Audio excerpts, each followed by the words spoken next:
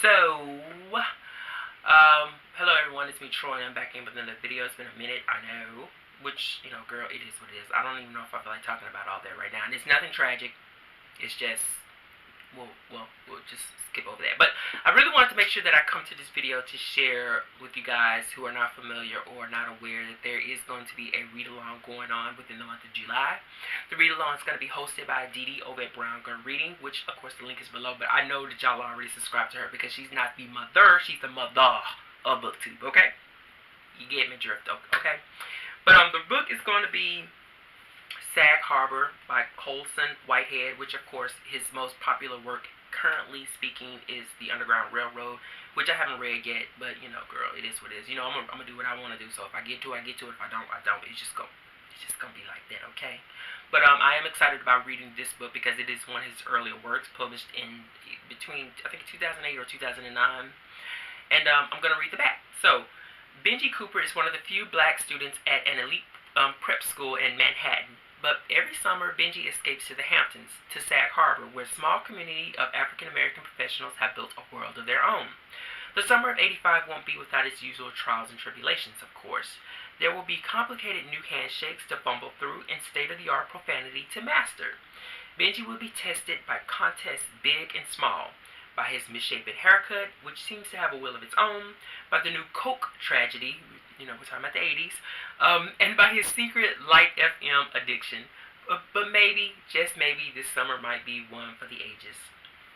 So, this is, as Dee said in her video, her announcement video, this is a coming of age, sounds like a coming of age story, which pretty much is true. But also when I'm reading the back where it's talking about Benji escapes to the Hamptons to Sag Harbor, where a small community of African-American professionals have built a world of their own, it kind of made me think of, W.E.B. Du Bois's the Talented Tense. I don't know. I'm speculating. It's just a vibe, okay? It's just a vibe that I'm getting. I gotta stay what's on my mind, okay? That's just what I'm thinking, okay? It doesn't mean it's right, but it's just what I'm thinking. But anyway, I'm putting a link to Didi's channel down below, which I know you guys are subscribed to, as well as the Goodreads group that is going to be discussing this book as, she has the dates of which chapters, bracketed off and all that sort of thing. But I just wanted to let you guys know. So with that out of the way, I think I can share what I'm currently reading. I'm currently reading P.D. James's Unnatural Causes, which is the third book in her Adam Dalgliesh series. And Adam Dalgliesh is a Scotland Yard detective, and I'm going to read the back. So, Maurice Stetton was a famous mystery writer, but no murder he ever invented was more grisly than his own death. When his corpse is found in a drifting, dinghy, right? D-I-N-G-H-I, dinghy, with both hands chopped off, with both hands chopped off at the wrists, ripples of horror spread among his bizarre circle of friends. Now it's up to brilliant Scotland Yard Inspector Adam Dalgliesh and his extraordinary aunt to uncover the shocking truth behind the writer's death sentence before the plot takes another murderous turn. So, it's been a while since I read a P.D. James book, but I said I wanted to make sure that I read some of her this year, and I finally picked up my copy of this book after going through. I'm not going to get into what I've been reading since then. But so far I'm enjoying it. I'm 100 pages in. It's about Adam Dalgliesh taking a vacation from the events that took place in the previous book, which was A Mind to Murder, which is referenced here very subtly. He's going to a small seaside community where his aunt resides in a cottage.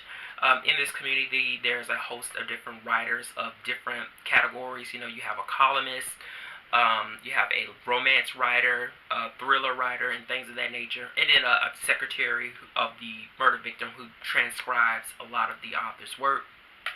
Anyway, a host of suspects. So I'm interested to see where it's gonna go. I'm glad that I picked it up because some of the books previous to this that I picked up to try to coerce my reading after reading a certain series in a row, certain series of books in a row by one author. They were not working. I was reading Marcia Muller's Sharon McComb mystery series all in a row, and then the fatigue started to sit in toward the very end of the book that's currently latest out. And then I said, well, you know what, I read so many of these books, I'm going to read some urban fantasy. So I picked up Kim Harrison's Ever After, don't judge. Read the first chapter, and I was like, no, girl, this is not going to work, Miss Girl, okay, this is not going to work. And then I picked up Laura K. Hamilton's Crimson Death, thinking that I was going to get into, maybe try to get into that, and I read the first chapter, I was like, this is not going to work, there's no way I can do this. And then I went to the bookstore, and I found a copy of Freedom's Landing by Anne McCaffey. I guess I put something here. So, yeah, I got like almost 70 pages into that one. I was like, I don't know yet. But I just ended up falling right back to my go-to category, which is, of course, mysteries. So, it was a good pick. I'm enjoying this. So, I'm going to finish roasting my chicken. And I think I need to go to the store and get some white barbecue sauce, because if I have roasted chicken, I have to have white barbecue sauce. I know y'all probably don't know what that is. It's really a Tennessee, Mississippi, Alabama kind of thing. Like when I was living in Georgia, I was telling people about white barbecue sauce, and it was like, what the hell are you talking about? There's no such thing. It's like, oh, okay, that's far out of the region on that point. But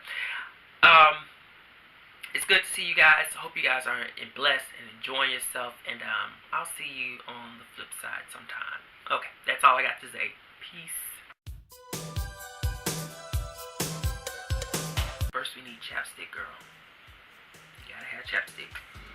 This is cake batter flavor. You know how you just pick it up at the Dollar Tree or something? But it's cake batter flavor. And I'm not sure why I bought that, because my nerves are so bad that I'm going to end up eating it off my damn lip anyway. But that's besides the point.